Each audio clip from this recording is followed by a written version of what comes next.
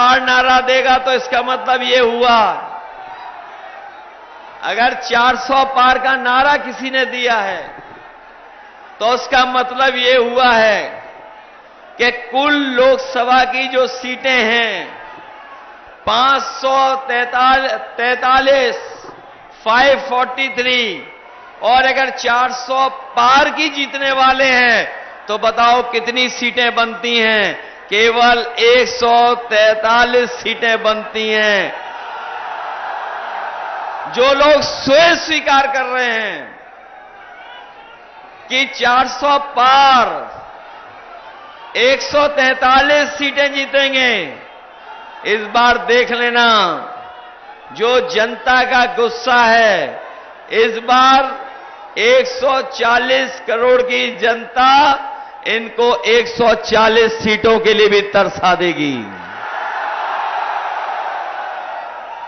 और जो गुस्सा बढ़ता जा रहा है, जो गुस्सा बढ़ रहा है इस बार जनता का,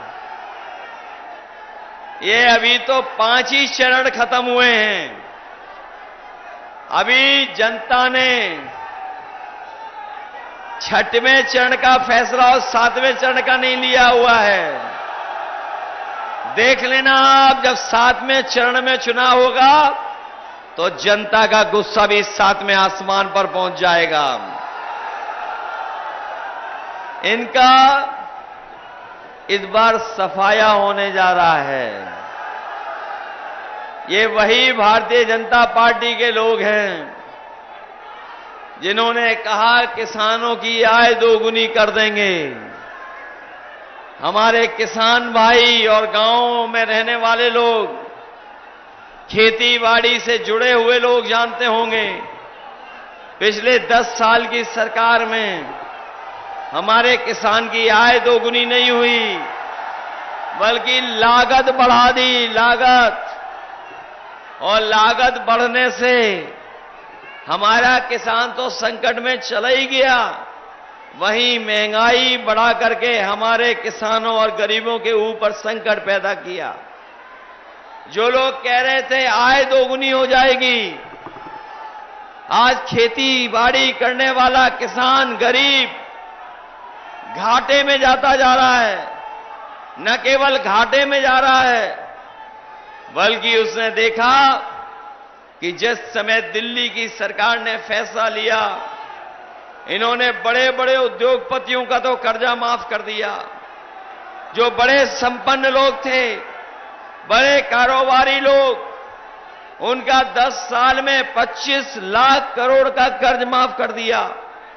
और जब कानून बनाया तो कानून ये बनाया कि जिन लोगों का भी 5 करोड़ से ऊपर कर्ज है, उनका कर्ज माफ किया जाएगा।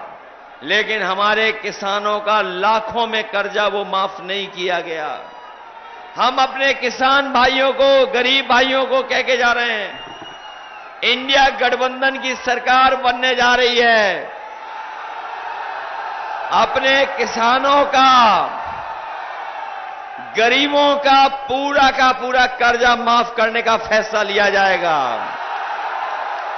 न केवल कर्ज माफी का फैसला लिया जाएगा, उसके साथ साथ हमारे किसानों की फसल की कीमत मिले, उन्हें लाभकारी पैसा मिल जाए, उनकी फसल की कीमत मिल जाए।